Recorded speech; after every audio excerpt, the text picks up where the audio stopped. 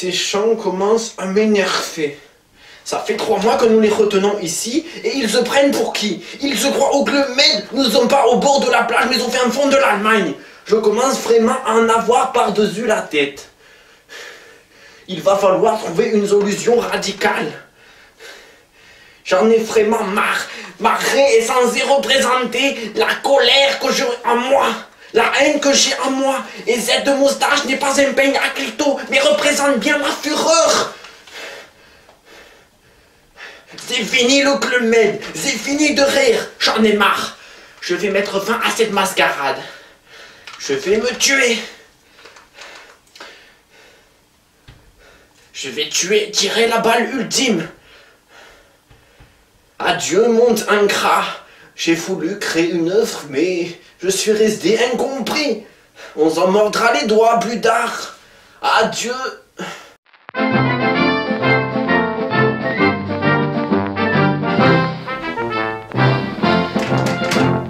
Ça arrive vraiment de la camelote. Ça fait 5 minutes que j'essaye de me tuer. C'est pourtant du matériel allemand. Bon matériel. Je ne comprends pas. Qu'est-ce qui se passe? Il est pourtant bien chargé.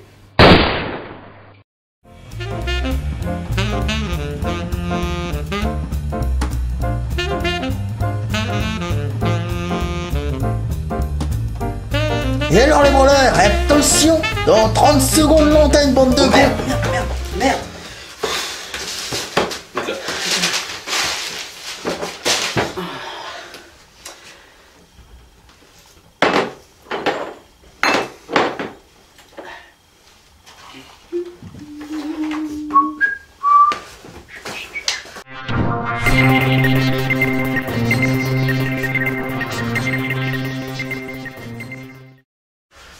Mesdames, Mesdemoiselles, Messieurs, bonsoir, bonjour ou bonne nuit. Tout dépend de l'heure à laquelle vous nous regardez, vous nous écoutez, vous nous observez. Vous êtes bien sûr dans l'émission la plus mondialement connue et Actu de Fou. Voilà. Alors, aujourd'hui, au programme, diverses activités burlesques, variées, morbides et même sportives. Hein. On passe partout, on rentre partout, on étudie tous les sujets avec plus ou moins de profondeur. Et en tout cas, nous espérons que vous allez passer un beau moment. Alors, je vais laisser la parole à mon cher ami pour étudier, comment dirais-je, le sujet le plus marquant de cette fin d'année, la fin du monde.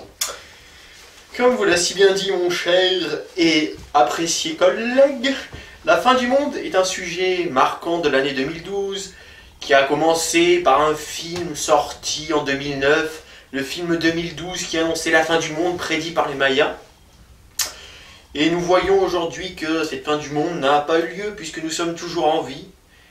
Et donc, nous avons eu envie de savoir comment certaines personnes ont pensé passer leurs dernières heures. Et c'est pour cela que nous sommes allés à la rencontre d'un jeune geek dans le langage des jeunes d'aujourd'hui. Nous partons tout de suite dans une campagne profonde française, retrouver Jean-Armand Thierry et son fabuleux reportage. Nous sommes le 21 décembre 2012. Il est 23h59. Ce jeune homme, perdu au fin fond de la campagne française, comme de nombreux d'autres, attend la fin du monde. Il joue, car c'est la seule chose qu'il sait faire de sa vie.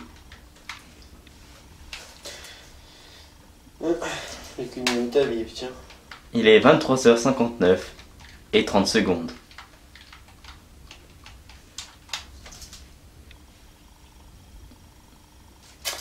Putain, j'aurais pas le temps de finir ma partie. Et oui, voilà donc ce qui désole cet homme. Ne pas finir sa partie. Perdre ses enfants, perdre son petit chat, perdre son chien, perdre sa famille, tout ça, il en a rien à foutre, du temps qu'il a sa PS3, sa manette, et qu'il gagne surtout. Voilà.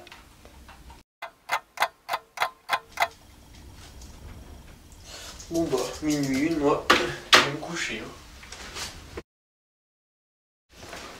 Et voilà, la fin du monde n'a donc pas eu lieu, mais malheureusement elle a entraîné une vague de suicides sans précédent. Alors pour ce faire, nous allons étudier 4 types de suicides qui ont eu lieu au cours de cette année 2012. Le premier, bien sûr, le suicide traditionnel. On monte sur un scooter ou une moto, pour les experts, et on tombe dans l'eau. Voilà. Alors, des nouvelles de ce monsieur, rassurez-vous, il ne s'est pas noyé. Ensuite, le suicide de compassion, c'est ce qu'on voit actuellement en Syrie, humour noir, bonsoir, et oui, monsieur Assad, bien sûr, s'il fait ça, c'est simplement pour épargner la vie, ou il faisait ça, bien sûr, pour épargner la vie de millions, de milliers de personnes, hein, et leur épargner une fin du monde triste et tragique. Le troisième type, c'est bien sûr un suicide médiatique, et oui, certaines personnes font des chansons, et on voit vraiment qu'ils donneraient la fin du monde pour les arrêter. Voilà. Enfin, je laisse la parole à mon ami et confrère, pour la dernière rubrique. Donc merci chers collègues, donc le dernier type de suicide qui va nous occuper dans cette rubrique, c'est le suicide politique. Donc vous vous doutez sans doute que je veux parler de l'UMP, et ça dure, et ça dure, et ça dure comme du Racel depuis le mois de novembre, ça n'arrête pas. On a d'abord connu le Copé élu, puis le Fillon mécontent, le Juppé qui arrive pour sauver tout le monde, mais qui échoue complètement, et après Sarkozy qui a mis du sien, mais qui lui aussi a échoué.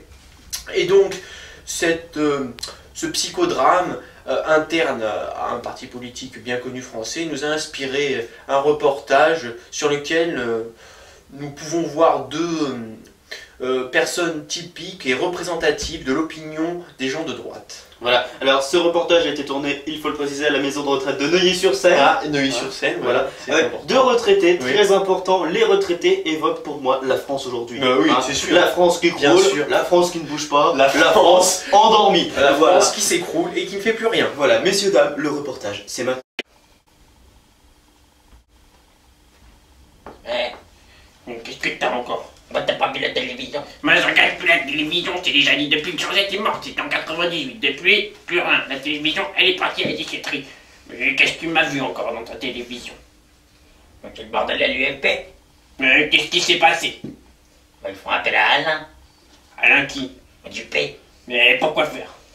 Mais parce que François Copé l'a gagné, François Fillon il fêtait tout le monde.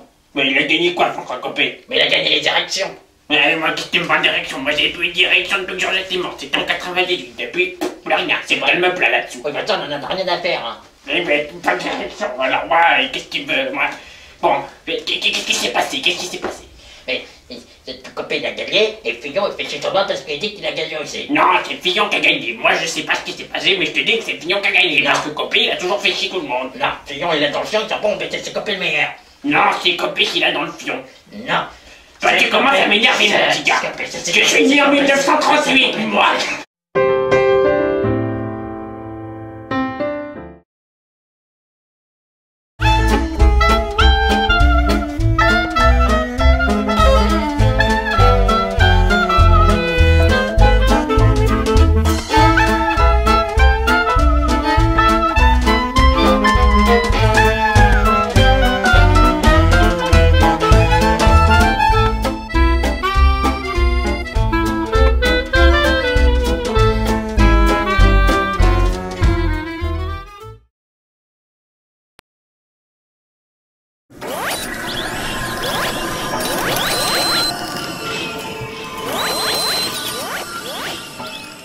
Nous allons donc passer à la rubrique sport. Excusez-moi.